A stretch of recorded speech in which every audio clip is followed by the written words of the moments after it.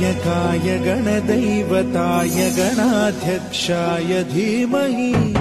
गुणशरीराय गुणमण्डिताय गुणेशानाय धीमहि गुणातीताय गुणाधीशाय गुणप्रविष्टाय धीमहि एकदन्ताय वक्रतुण्डाय गौरीतनयाय धीमहि गजेशानाय भालचन्द्राय श्रीगणेशाय धीमहि